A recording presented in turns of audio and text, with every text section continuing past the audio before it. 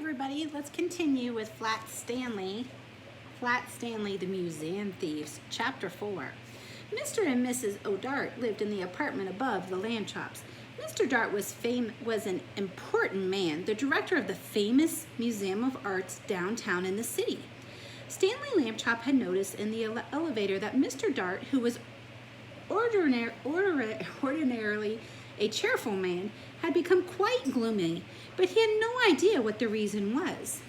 Here is a picture of Mr. Dart and Flat Stanley. Looks like they're on the elevator, or waiting for the elevator. And then at breakfast one morning, he heard Mr. and Mrs. Lambchop talking about Mr. Dart. "I see," said Mr. Lambchop, reading the paper over his cup of coffee, that still another painting had been stolen from the famous museum. "It says here that Mr. O.J. Dart, the director, is at his wits' end." "Oh dear, are the police no help?" Mrs. Lambchop asked. It seems not," said Mr. Lambchop. "Listen to what the chief of police told the newspaper. We suspect a gang of sneak thieves. These are the worst kind. They work by sneakery, which makes them very difficult to catch. However, my men and I will keep trying. Meanwhile, I hope people will buy tickets from the policeman's ball and not park their cars where signs say don't." The next morning, Stanley Lambchop heard Mr. Dart talking to his wife in the elevator. "These sneaky thieves work at night," Mr. Dart said. "It's very hard for our guards to stay awake when they have been on duty all day, and the famous museum is so big. We can't guard every picture at the same time. I fear it is hopeless." Hopeless! Suddenly, as if an electric light bulb had lit up in the air above his head, giving out little shooting lines of excitement. Stanley Lambchop had no idea. He told it to Mr. Dart.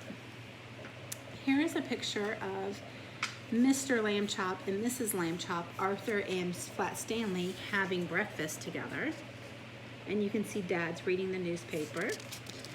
And here is a picture of Flat Stanley, Mr. Dart, and Mrs. Dart. "Stanley," Mr. Dart said, "if your mother will give her permission, I will put you and your plan to work this very night." Mrs. Lambchop gave her permission, "But you will have to have a long nap this afternoon," she said. "I won't have you up till all hours unless you do." That evening, after a long nap, Stanley went with Mr. Dart to the famous museum. Mr. Dart took him into the main hall, where the biggest and most important paintings were hung. He pointed to a huge painting that showed a bearded man wearing a floppy velvet hat, playing a violin for a lady who lay on the couch. There was a half-man, half-horse person standing behind them, and 3 fat children with wings were flying around above. That, Mr. Dart explained, it was the most expensive painting in the world. There was an empty picture frame on the opposite wall. We shall hear more about that later on. Mr. Dart took Stanley into his office and said, "It's time for you to put on your disguise." "I already thought of that," Stanley Lambchop said, "and I brought one. My cowboy suit. It had a red bandana that I can tie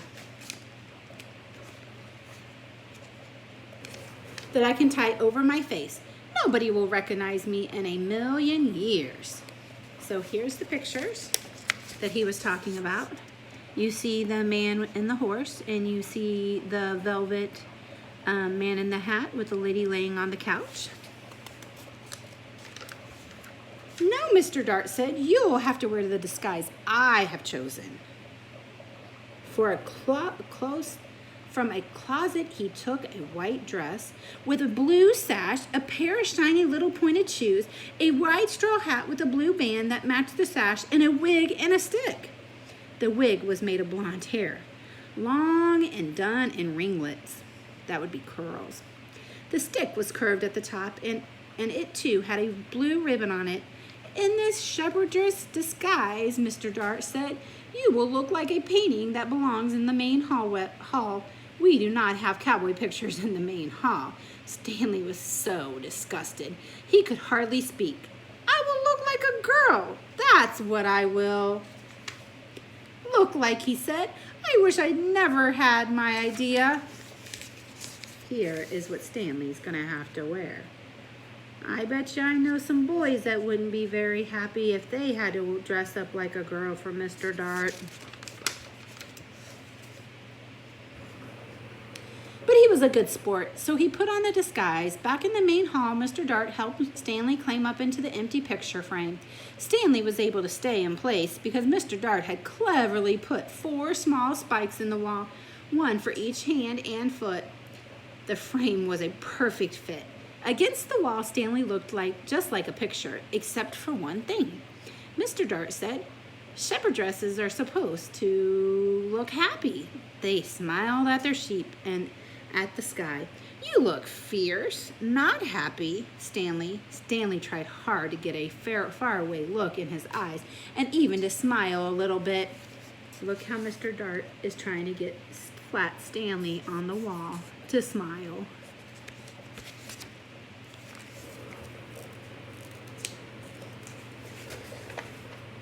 Mr. Dart stood back a few feet and stared at him for a moment.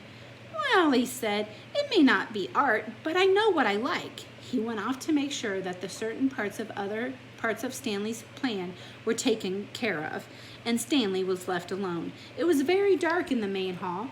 A little bit of moonlight came through the windows, and Stanley would just make out the world's most expensive painting on the opposite wall. He felt as though the bearded man with the violin and the lady on the couch and the half-horse person and the winged children were all waiting, as he was, for something to happen. Time paused, and he got tireder and tireder. Anyone would be tired this late at night, especially if he had to stand in a picture frame balancing on one little spike. Maybe they won't come, Stanley thought. Maybe the sneak thieves won't come at all.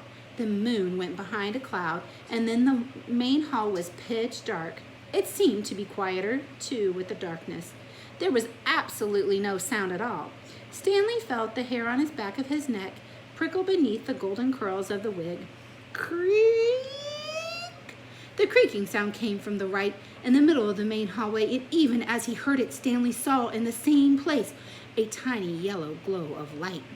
I wonder if that is the thieves.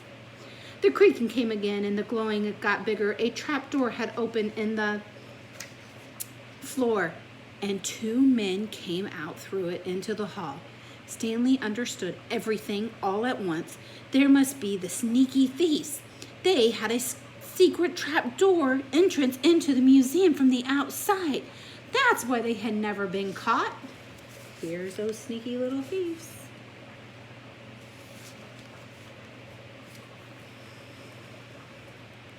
And now, tonight, they were back to steal the most expensive painting in the world. He held very still in his picture frame and listened to the sneaky thieves. "This is it, Max," said the first one. "This is where we art robbers pull a sensational job. Whistle the civil community sleeps." "Right, Luther," said the other man. "In all the great cities, there is no one to suspect us." "Ha ha," thought Stanley Lambchop. "That's what you think."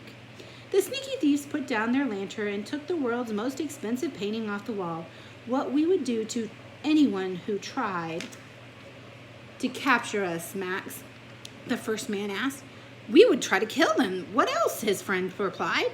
That was enough to frighten Stanley, and he was often more frightened when Luther came over and stared at him. "The sheep girl," Luther said. "I thought sheep girls were supposed to smile, Max. This one looks scared."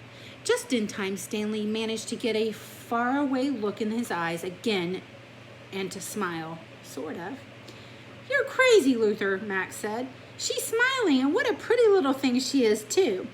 That made Stanley furious. He waited until the sneaky thieves had turned back to the world's most famous expensive painting and shouted in his loudest voice, most terrifying voice, "Police! Police! Mr. Dart! The sneak thieves are here!" The sneak thieves looked at each other. Max said, the first one, very quietly, "I think I heard the sheep girl yell." "I think I did too," said Max in a quivering voice. "Oh boy, yelling pictures. We both need a rest." There's Stanley in action with the thieves.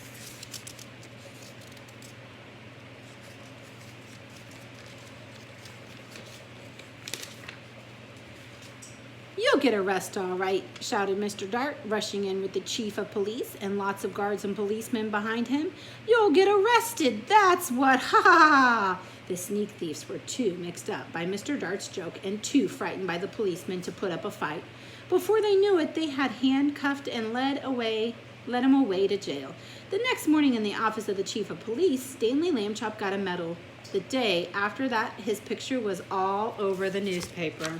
Here is Stanley with the police chief, the chief police, and the news reporters with their cameras. And that is the end of chapter 4. We'll read chapter 5. Thank you. Have a good evening.